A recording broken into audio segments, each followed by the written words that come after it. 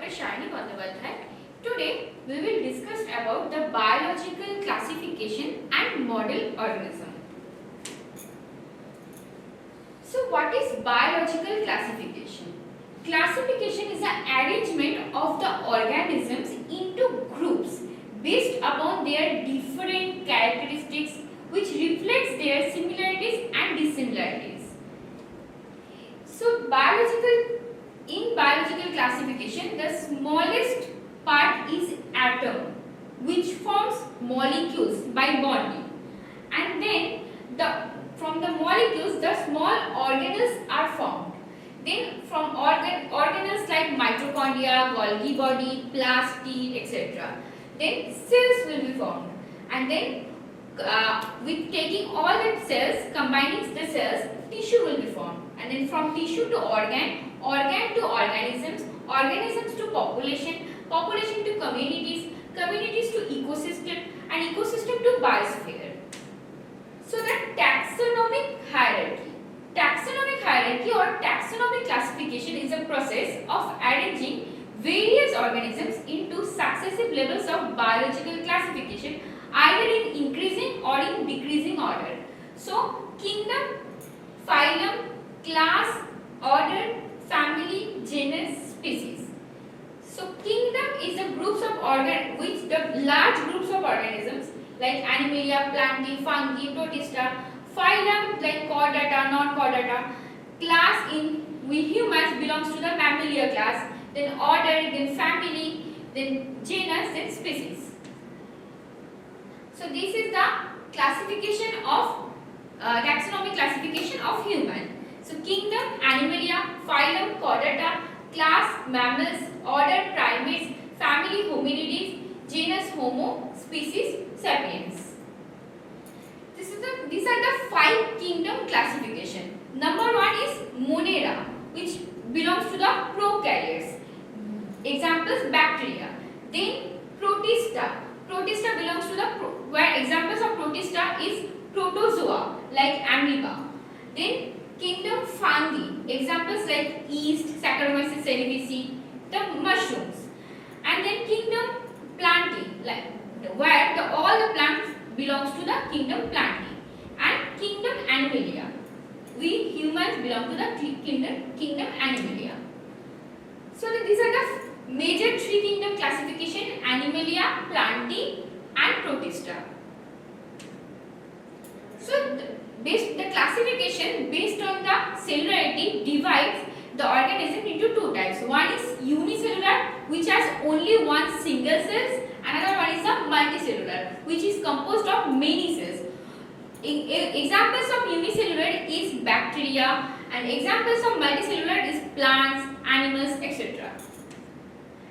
Based on the ultrastructure of the cells, the organisms are divided into 2 groups. One is prokaryotes, another one is eukaryotes. Prokaryotes are mostly unicellular, but eukaryotes are mostly multicellular. Prokaryotes have very simple structures. They do not contain, the organism do not contain nucleus, Golgi body, plastid, but eukaryotes contain all the organelles. So classification based on energy and carbon utilization. Number 1 is autotroph. Plants belong to autotroph, which can make their own food by the process of photosynthesis. Then heterotroph. We humans belong to heterotroph, which are dependent, the organisms which are dependent on autotrophs for the energy production. And lithotroph, the organism that uses the inorganic substances as their electron donor. Classification based on ammonia excretion. Based on ammonia excretion, there are 3 types of organisms. One is ammonotelic, which excretes the ammonia, example fishes. Another one is ureotelic, which excretes the urea, examples human. And uricotelic, which excretes the uric acids, examples lizards, birds. Classification based on the habitat. Number 1 is aquatic, which the organisms which lives in the water, and another one is terrestrial, which lives on the land.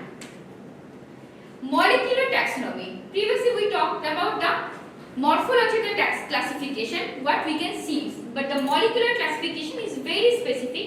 It depends on the basis of DNA, RNA, differences in the bases differentiate the organisms. So this is the molecular taxonomy is a classification based on the analyzing the molecular data like the nucleotides or amino acids, etc. What are the model organisms? So for biological or any research purpose, model organisms are used as specific organisms which are non-humans that the scientists use in the lab for any investigation or understood any biological process. Model organisms have the following characteristics. Maturity occurs quickly, simple to work with, life expectancy is limited, and capacity to produce big number of children, which is required for the developmental genetic studies.